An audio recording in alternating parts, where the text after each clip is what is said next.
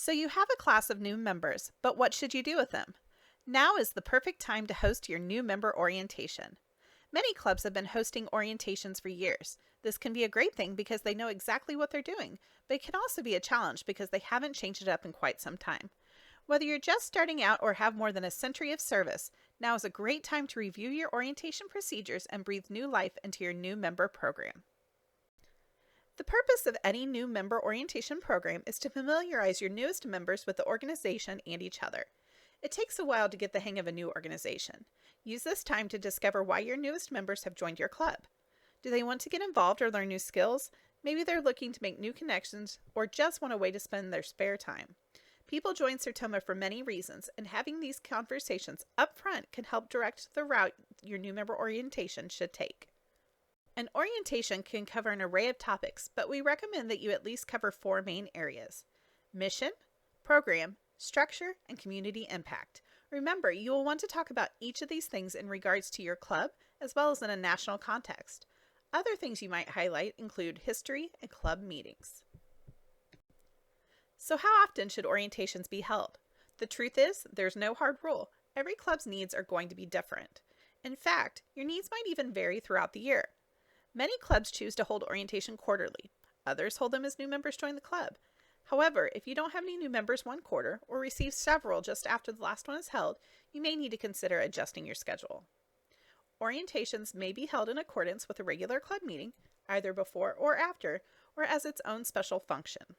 Many successful clubs have found it especially beneficial to make orientation part of their induction process. You can even make the whole thing virtual and create an online new member orientation video. Our Glen Eagle Club has provided a great example of its new member orientation video, which you can find in the club training section of our training library at members.sertoma.org. Orientation can be as formal or as relaxed as you want. As we said earlier, many clubs will make orientation part of their meeting schedule. Others will hold it during a special separate breakfast or lunch. Country club and golf club houses can be a great place for this, as they often have private meeting rooms. Of course, you can always incorporate it into a more formal induction ceremony and hold it at a very special location. We've talked about the when and where, now let's take a look at the who. At its most basic level, orientation will include your new members in your program or membership chair. Your program and membership chairs, this may be the same person or 2 different individuals depending on your club, are typically responsible for organizing the event. We encourage all club officers to participate to help build goodwill with your newest members right up front. New members need to know who is leading their club and make those important connections early on. You might also think about inviting national leaders, especially your regional director. This can make the affair feel that much more special. When it comes to planning your program, the very first thing you will need to do is set the agenda for your new member orientation. Just like with a board or club meeting, your agenda is a rundown of everything that will be covered during the program.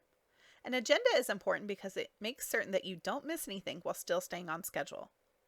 Next, you'll need to appoint your presenters. This may include club officers, committee chairs, and other volunteer members.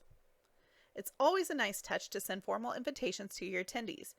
If it's in your budget, you might opt to mail them. If not, email can work just as well. And don't hesitate to reach out and call someone, even if it's just to remind them about the upcoming event.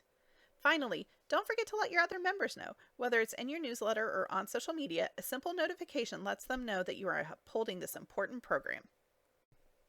How much will this cost? The answer is pretty much common sense. You'll look at this like you would any other event. You'll adopt your budget and allocate the resources accordingly, just like you would with a club meeting or fundraiser. The key here is deciding how much you want to spend before you start to plan. One other resource to keep in mind when thinking about your new member orientation is the club handbook. Many clubs have put together an all-inclusive guide that covers everything a member needs to know. Finally, there are a few things to think about after orientation. With your new members, you will want to make sure to follow up. Thank them for attending, share any key takeaways, answer outstanding questions that might have arisen during orientation, and provide contact information for any liaisons working with them. This is also a great time to give them their next steps, remind them about an upcoming club meeting, or invite them to a future event. You will also want to thank your presenters. Handwritten notes can go a long way. And don't forget to share the event. Make sure to take plenty of photos for social media and your newsletter. Members love to see themselves and each other.